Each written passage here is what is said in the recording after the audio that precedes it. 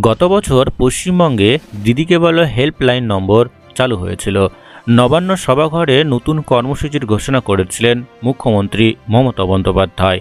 রাজ্যের সাধারণ মানুষের সমস্যার কথা সরাসরি জানানো যেত মুখ্যমন্ত্রীকে। এবার একই রকম কর্মসূচির ঘোষণা করলেন কেন্দ্রীয় সরকার। সমস্যা প্রধানমন্ত্রীকে বলো, অভিযোগ জানানোর জন্য নতুন ওয়েবসাইট খোলা হয়েছে প্রধানমন্ত্রীর দপ্তর থেকে।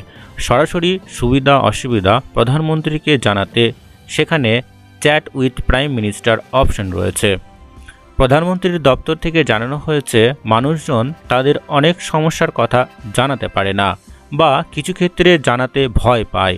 অনেক সময় দেখা যায় গুরুতর সমস্যা নিয়ে সরকারি দপ্তরে ঘুরে ঘুরে হন্যে হতে হয়েছে সাধারণ মানুষকে, অথবা পুলিশে অভিযোগ করেও লাভ হয়নি বা পুলিশ অভিযোগ নিতেই চায়নি। এমন ক্ষেত্রে নিজের সমস্যা সরাসরি প্রধানমন্ত্রীকে জানানো যাবে।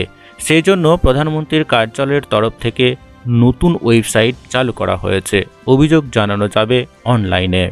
প্রধানমন্ত্রীর কার্যালয়ে অভিযোগ করার জন্য একটি ওয়েবসাইট দেওয়া হয়েছে, pmindia.gov.in।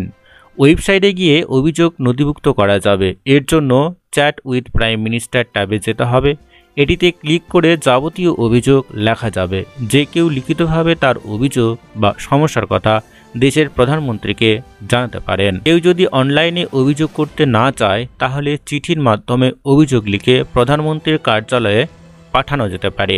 ডাক বিভাগের মাধ্যমেও অভিযোগ পাঠানো যাবে। এর জন্য প্রধানমন্ত্রীর কার্যালয়, south block, new Delhi, pin 110011 এ অভিযোগপত্র লিখতে হবে। এছাড়াও ফ্যাক্সের মাধ্যমেও অভিযোগ পাঠানো যেতে পারে। প্রধানমন্ত্রীর দপ্তরের ফ্যাক্স নম্বর 011-230-16857। অভিযোগ খতিয়ে দেখে যথাযথ ব্যবস্থা নেওয়ার জন্য একটি টিম তৈরি করা হয়েছে। এই টিম কেন্দ্রীয় সরকারের বিভিন্ন মন্ত্রক, বিভাগ ও রাজ্য সরকারের সঙ্গে সমন্বয়ে রেখে চলবে। অভিযোগ যদি সত্য হয় তা খতিয়ে দেখেই যথাযথ ব্যবস্থা নেওয়া হবে।